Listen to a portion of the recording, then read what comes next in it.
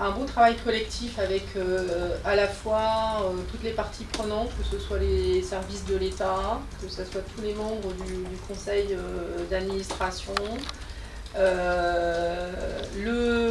l'ancien directeur aussi qui avait démarré et enclenché la réforme, donc le préfet David Clavière et puis aussi le président de la commission de discipline.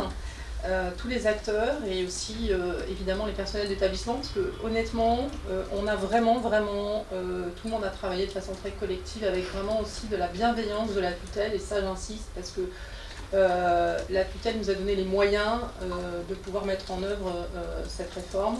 Encore en perspective de travailler sur le volet formation. On a aussi, alors vous allez me dire pour un établissement public, travailler sur une vision pluriannuelle et pouvoir l'inscrire dans la durée sur le plan budgétaire, c'est très compliqué, mais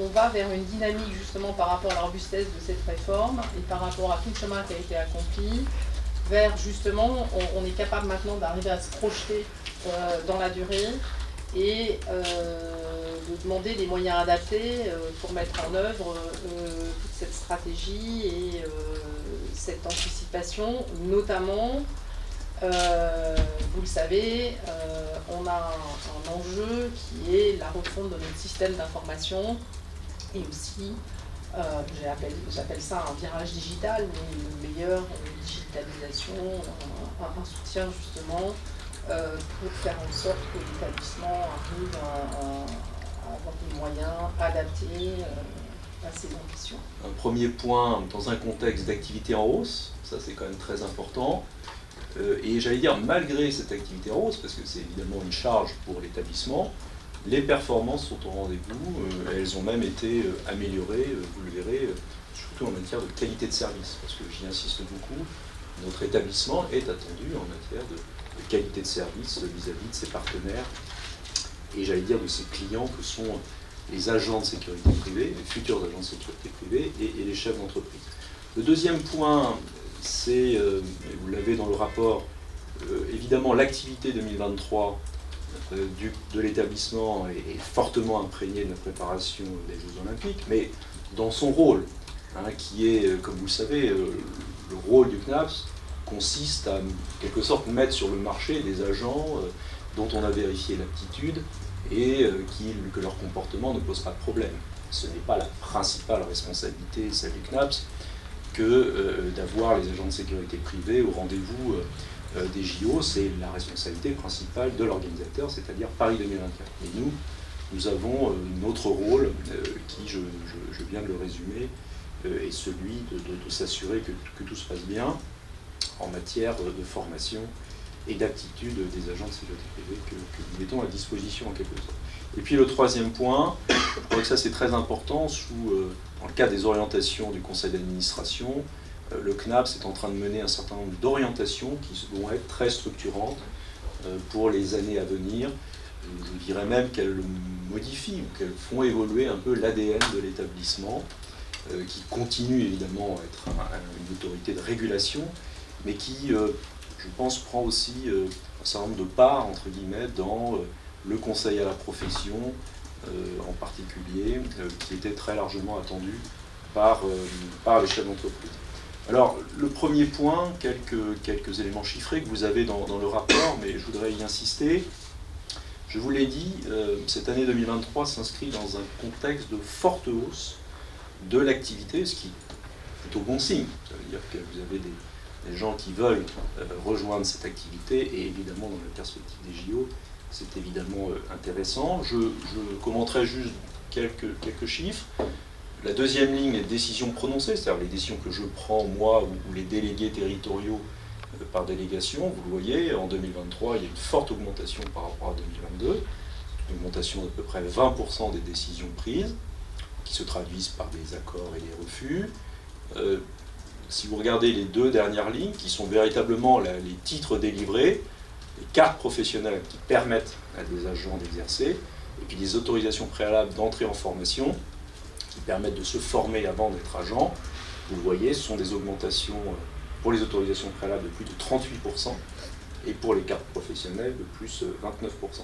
Ce qui constitue évidemment une charge supplémentaire pour l'établissement par rapport à ce qu'il faisait avant, et en particulier par rapport à l'année 2022. Je fais une incidence sur les refus. Vous le voyez, 15 499 refus, c'est 12,5% des décisions prises. Je veux dire un mot parce qu'on a pu lire parfois ou entendre dire que dans la perspective des JO, le CNAPS serait moins vigilant ou abaisserait son niveau d'exigence. Il n'en est rien, parce que quand vous regardez, notamment par rapport à l'année 2021, ça représentait 7% des décisions prises, c'est aujourd'hui 12,5%. Ça veut dire que le niveau d'exigence est évidemment le même, et vous avez peut-être entendu le ministre, enfin un certain nombre d'entre vous d'ailleurs en ont fait état, qui a indiqué que le CNAPS, avec le SNEAS en particulier, avait mené une campagne de criblage pour écarter un certain nombre de personnes, dont des agents de sécurité privée, qui ne correspondaient plus aux conditions requises pour être agent de sécurité privée. Voilà, donc ça c'est le premier point, c'est une activité fortement en hausse. Je crois que ça a largement imprégné l'activité de l'établissement. Alors, comme je disais, malgré cette activité en hausse, je crois que c'est ça qui est important, c'est que les indicateurs de qualité de service de l'établissement montrent une amélioration. Je vous en ai mis quelques traductions. Alors, la première ligne, qui ne bouge pas beaucoup, mais simplement pour vous dire, par rapport à d'autres services publics, nous n'avons pas à rougir de notre activité, de notre réactivité. Vous voyez que sur des dossiers simples, ce qu'on appelle des dossiers simples, c'est-à-dire des dossiers d'agents qui ne posent pas de difficultés, de moralité, de sécurité, pour lesquels quand même nous faisons une vérification d'aptitude, une vérification de complétude de dossier, c'est, vous le voyez, en 3 jours. C'est-à-dire que, pour être très concret, quelqu'un qui nous fait une demande le lundi, en moyenne, quand son dossier ne pose pas de difficulté, le jeudi, il a sa réponse, qui je crois est quand même en soi un indicateur de qualité important. La deuxième ligne, c'est le taux de décision favorable sur des dossiers simples que nous délivrons en moins de 16 jours. Là, quand on prend une période donnée, vous voyez qu'on a amélioré. Alors ça a l'air de rien de passer de 94% à 96%. Sur 150 000 titres, c'est beaucoup. 2%, c'est beaucoup. Vous le voyez encore plus, cette amélioration, vous la voyez encore plus dans les indicateurs qui vous sont donnés après.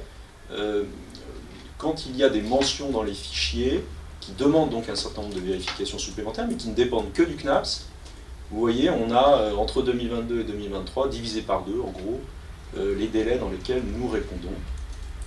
Et quand on prend le délai des 2 mois, qui là comprend en fait en réalité tous les dossiers, puisque c'est à peu près, enfin, vous voyez, 87% des dossiers que nous traitons en moins de 2 mois, y compris ceux qui posent des difficultés, pour lesquels des enquêtes administratives très approfondies sont nécessaires et pour lesquelles nous avons besoin des retours des parquets.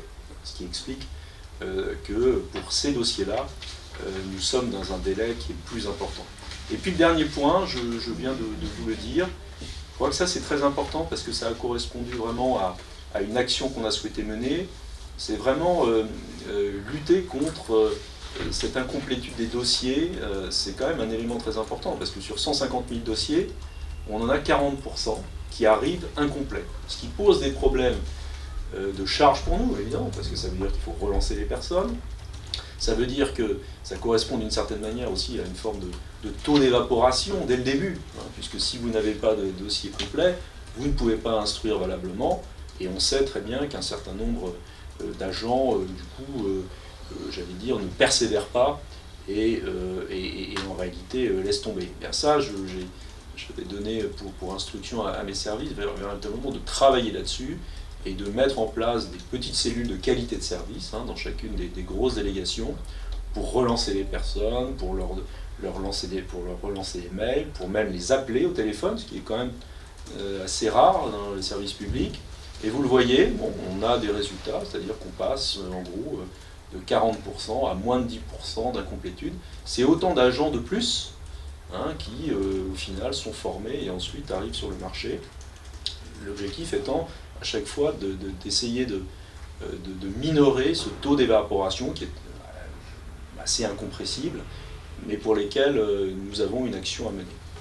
Voilà, donc j'allais dire la conclusion un peu de cette partie-là, c'est de dire une activité en hausse, mais avec des taux de qualité de service qui, je pense, sont intéressants. Et j'en reviens aux propos de la présidente, qui nous ont été permis aussi précisément par cette réforme. Parce que c'est une réforme qui, entre autres, a permis de donner au directeur de l'établissement une véritable unité de commandement, une capacité à mieux organiser l'établissement et donc à être plus efficace et plus réactif. Et ça, c'est cette réforme qui a permis à son directeur et évidemment à l'ensemble des personnels sous son autorité d'atteindre ces résultats intéressants. Alors, ces éléments d'efficacité dans le cadre de la police administrative, on les retrouve aussi dans le cadre des contrôles. Vous savez que les contrôles du CNAPS, qui en fait conduit ces contrôles pour s'assurer du respect de la réglementation par les entreprises, leurs dirigeants et leurs agents, est un élément essentiel. J'ai l'habitude de dire que l'élément de crédibilité du CNAPS, c'est, j'allais dire, la certitude pour les entreprises d'être contrôlées dans un délai relativement rapide.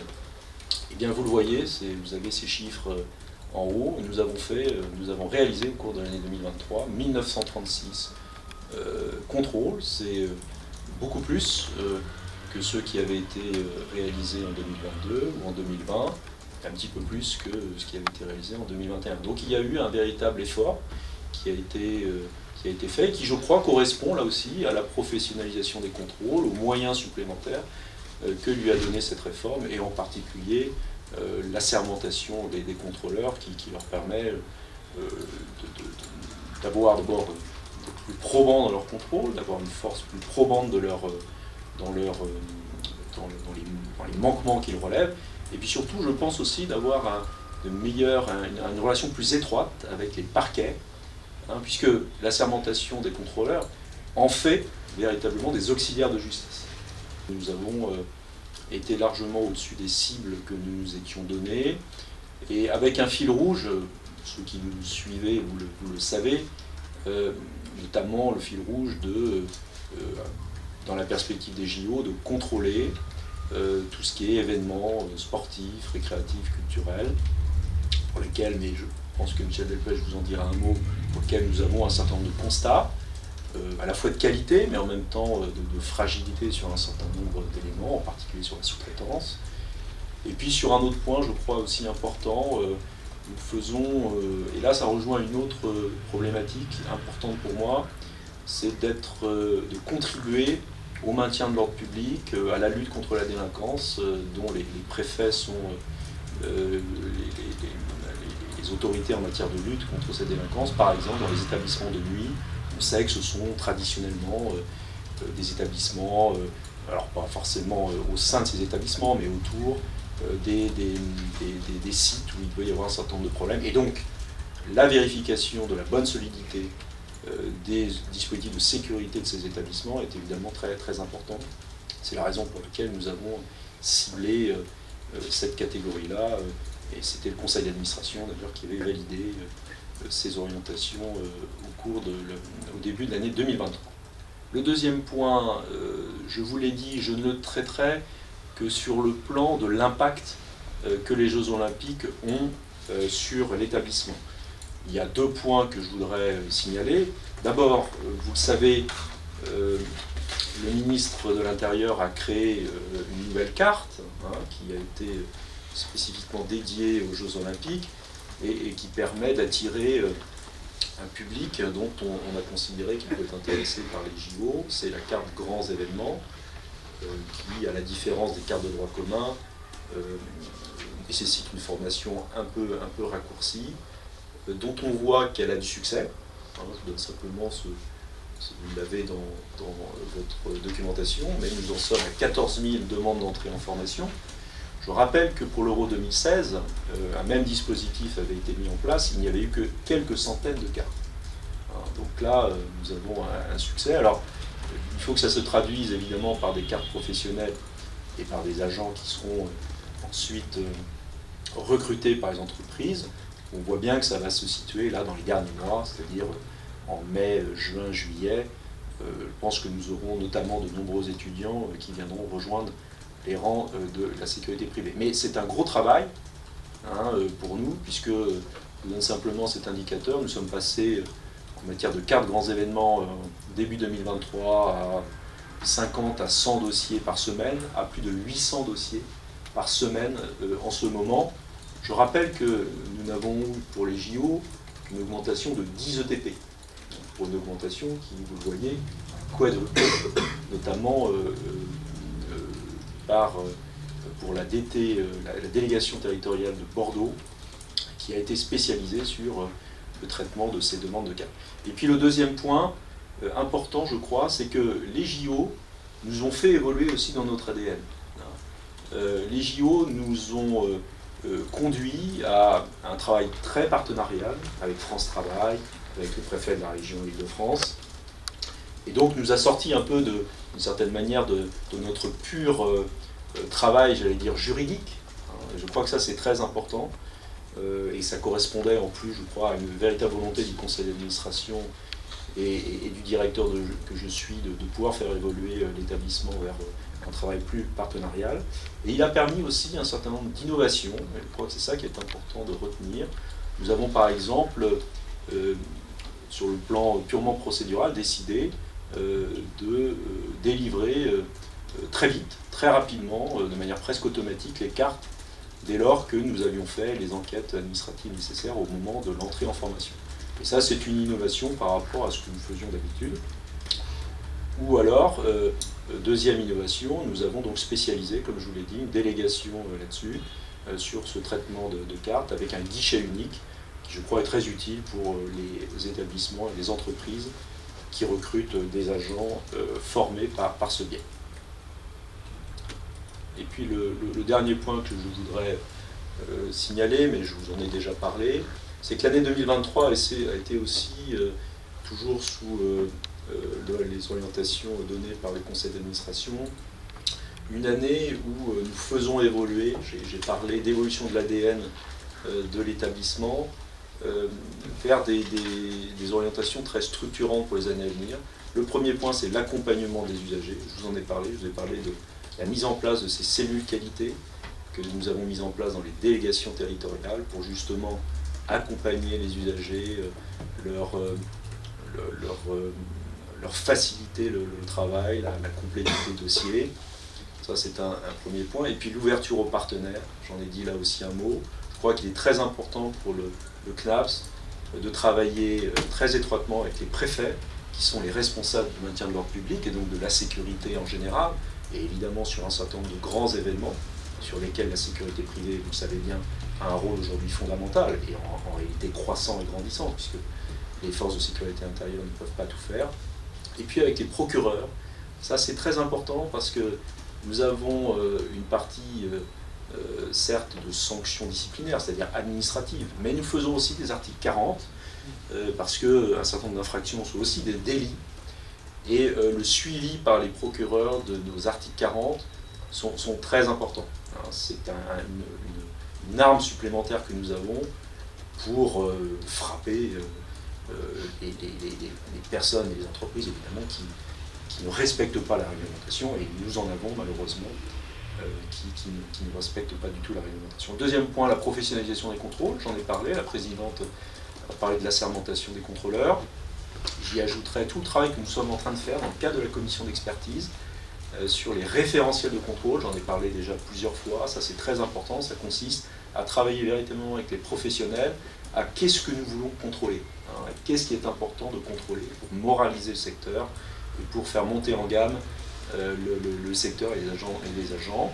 Il nous reste à mettre en œuvre la réforme de la formation des activités de sécurité qui, vous le savez, vient mieux encadrer ces activités. Et puis, en effet, notre virage digital Pour reprendre une expression qui avait été utilisée par un des membres du conseil d'administration, il faut que nous passions de Drakkar, puisque c'est le nom du système d'information, à un moyen de locomotion qui pourrait être l'Enterprise de Star Trek. Vous voyez, pour se mettre un peu à l'état de l'art. Plus sérieusement, ce que j'appelle l'état de l'art, c'est d'abord en matière technologique, évidemment, puisque notre système d'information est obsolète. Deuxièmement, qu'il soit un véritable outil d'interaction avec les agents de sécurité privée. Alors, en ce qui concerne la commission de discipline elle-même, avant d'en venir peut-être aux chiffres, je vous indique, vous rappelle comment elle est constituée. Alors, la commission de discipline, il y a 7 membres. Donc, elle est présidée par le membre désigné par le vice-président du Conseil d'État, qui représente le Conseil d'État ou la juridiction administrative, et c'est à ce titre que je préside la commission de discipline qui a été désignée par le vice-président du Conseil d'État. Qu'est-ce qui nous guide? 2 choses, la fermeté nécessaire, mais aussi les exigences de l'état de droit. Alors la fermeté nécessaire, vous en avez l'illustration là dans ce tableau, en faisant le constat qu'en 2023, il y a 140 ITE qui ont été prononcées, et certaines parfois jusqu'à 7 ans, ce qui est le maximum de ce que nous pouvons prononcer. Il y a parfois des dossiers où on n'a pas pu prendre de sanctions, notamment chaque fois que la personne morale poursuivie a disparu. Et il est vrai qu'il y a des stratégies de contournement des ITE, des petites entreprises, des petites sociétés, ça va, ça vient, ça change de statut, c'est un des petits sujets. Donc fermeté nécessaire, donc des ITE, des sanctions financières, vous le voyez également, qui sont élevées, à peu près 2,5 millions l'an dernier. Et c'est vrai que la tendance déjà du début 2024 est en progression sur ce sujet. Le président de la commission de discipline, il voit des dossiers qui sont les mauvais côtés, les mauvais dossiers de la profession. Il ne faut surtout pas en tirer des leçons générales, mais c'est des points d'attention. Alors, il y a la question de la sous-traitance. C'est un sujet assez présent, et malgré les avancées juridiques qui ont été portées dans l'ordonnance de mars 2022, où normalement il y a deux échelons de sous-traitance, on voit encore des pratiques qui s'éloignent, ou bien la sous-traitance n'est pas déclarée, ou bien elle se fait sans vérifier à qui on confie l'activité sous-traitée. Et notre souci partagé avec le directeur des services du contrôle, c'est de traiter un peu également celui qui a décidé la sous-traitance et celui qui l'a exécutée. Je m'explique. Lorsque celui qui exécute la sous-traitance fait appel à des personnes qui n'ont aucun titre, ou qui viennent avec le titre d'un petit copain, on a vu ces cas-là, c'est bien de sanctionner cette société-là, mais c'est bien aussi de sanctionner celle qui s'est adressée à la société en question. On constate encore parfois, deuxième observation, des manquements manifestes aux obligations les plus basiques, c'est-à-dire parfois des agents qui sont sur le terrain alors qu'ils n'ont aucun titre à y être, ils n'ont pas la carte professionnelle, ou la carte est périmée, voire même c'est la carte de quelqu'un d'autre, ou bien des cartes qui ont été parfois ils font l'objet quasiment de faux. Enfin, on a quelques cas comme ça, donc je ne peux pas dire que ça n'existe pas. Troisième orientation quand même, c'est beaucoup de petites structures qui ont une relation très distendue avec les exigences du droit du travail et du droit social, d'où l'importance de la présence de la Direction générale du travail au sein de la commission, puisque le grief de non-respect des lois permet à la commission, nous permet de sanctionner le recours au travail illégal, le recours au travail dissimulé. Et ça, on fait très souvent une analyse des comptes, comment ça se fait que vous avez facturé tant alors que vous n'avez que 3 personnels déclarés, c'est pas possible, expliquez-nous. Hein. Donc ça, c'est un point également. Je le disais aussi, mais là, il faudra peut-être qu'un jour il y ait une réflexion sur les textes, il y a des stratégies de contournement des interdictions temporaires d'exercer, pour lequel à l'heure actuelle l'arsenal juridique est un peu incertain, parce que parfois on constate hélas des contournements dont on ne peut pas dire qu'ils ont piétiné la règle de droit la portée de l'ITE mériterait d'être mieux précisée, mais tout ça, évidemment, c'est au niveau législatif que ça peut se faire, hein, même pas au niveau réglementaire. Un souci, également, vous l'avez évoqué tous deux, c'est la sécurisation de l'événementiel. Je m'explique, on a vu quelques cas dans des villes moyennes ou de quelque importance, pour des événements festifs, un grand match de rugby ici, une Saint-Nicolas ailleurs, un marché de Noël encore ailleurs, une feria, ça vous imaginez que c'est plutôt dans le sud que dans le nord, mais peu importe, des situations de la sorte, où le maître d'ouvrage est quelqu'un de sérieux, c'est très souvent la collectivité elle-même, le sujet n'est pas là, mais exprimer le besoin de, mettons, 100, 150 agents de sécurité sur 2-3 jours sur un événement, c'est pas évident de trouver une entreprise capable de répondre. Et donc on voit derrière alors là du coup un peu de la sous-traitance en chaîne avec tous les risques qui s'y attachent. Ça, il y a un sujet là dont la commission d'expertise, je pense, je crois qu'elle s'en est déjà saisie. Le modèle économique par rapport à l'événementiel. Ça, c'est un point qu'on a vu sur quelques dossiers. Pour moi, comme vous parliez de clarté, voilà, et de transparence, on le voit, ces points d'attention que vous avez évoqués, notamment sur la question de la sous-traitance, est-ce qu'aujourd'hui, vous avez des chiffres, des statistiques, ça représente à peu près combien, notamment pour ces pratiques qui sont encore à revoir avec effectivement cette escalade de sous-traitance. Ça représente à peu près combien de dossiers? Il y a un pourcentage aujourd'hui? Alors, je ne l'ai pas comme cela, mais on pourrait vous le donner. Encore une fois, c'est des dossiers qui viennent devant la commission de discipline. Oui, on est bien d'accord. C'est quelques 300 dossiers, donc il ne s'agit pas de porter sur la... Mais c'est des dossiers quand même. Alors, il faut bien voir aussi que c'est une priorité des agents de terrain que d'aller pister ces situations. On vous donnera les chiffres, mais si je dis peut-être de l'ordre, peut-être entre 25 et 30% peut-être des dossiers où on voit ça de l'ordre du quart ou le tiers, mais c'est souvent associé à d'autres manquements, parce que c'est des systèmes qui ne sont pas purs, qui ne sont pas vertueux. Donc sous-traitance mal maîtrisée, on s'adresse à des gens pas sérieux, qui eux-mêmes du coup font appel un peu à n'importe qui. Enfin, j'évoquais ce dossier d'un match de rugby, le contrôle se fait, il devait y avoir à peu près un peu plus d'une centaine d'agents de sécurité sur le terrain pour ce match de rugby. Ça, c'était le contrat entre le club de rugby, qui est sérieux, on est dans le rugby professionnel, et puis une société, mais la société n'a pas suffisamment de monde, elle en fournit peut-être sur 120 nécessaires 80, et puis elle s'adresse à quelqu'un d'autre, on ne sait pas trop qui, et quand les contrôleurs arrivent sur le terrain, on a vu 25 ou 30 des pseudo-agents de sécurité partir en courant, comme s'ils allaient marquer un essai derrière les poteaux. Bon. On voit bien que c'est surtout dans le secteur événementiel. Voilà, et sûr, parce que c'est des pointes, si vous voulez. Une réflexion, comment une entreprise peut-elle s'organiser pour notre cas, où c'était un prestataire qui était devant notre commission de discipline, donc c'est contradictoire, hein, la commission de discipline.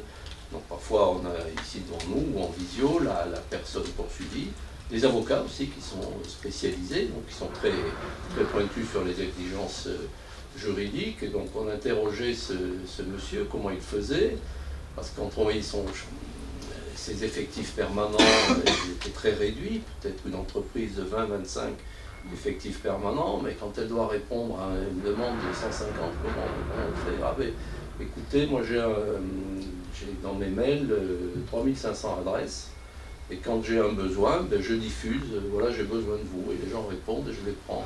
Sauf que celui qui a répondu je serai, peut-être il n'y est pas, c'est quelqu'un d'autre. On a ces cas, si vous voulez.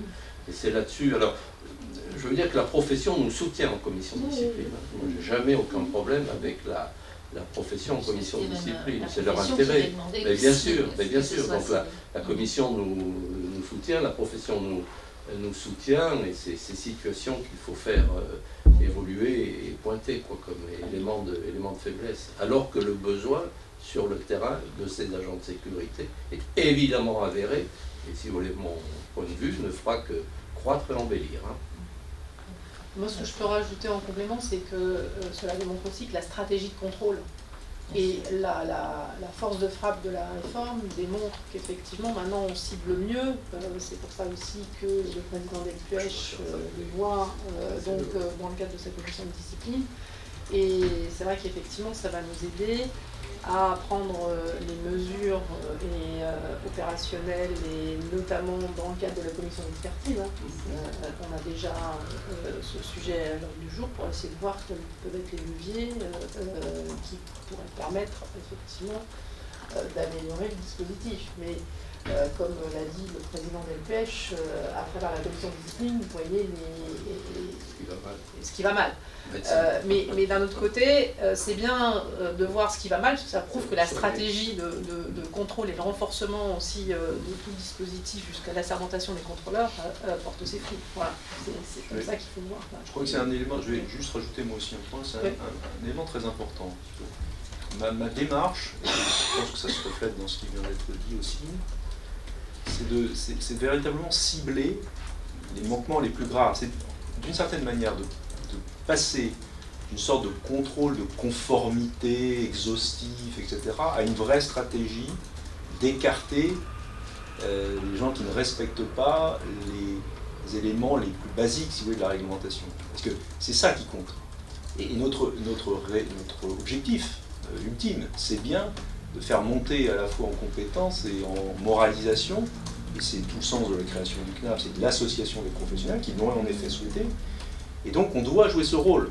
Notre rôle n'est pas tellement d'essayer d'être exhaustif sur l'ensemble des secteurs, c'est de cibler les secteurs où ça pose véritablement problème, et ça a été dit très clairement par le président Delpech sur ces sujets de sous-traitance dans le cadre de l'événementiel.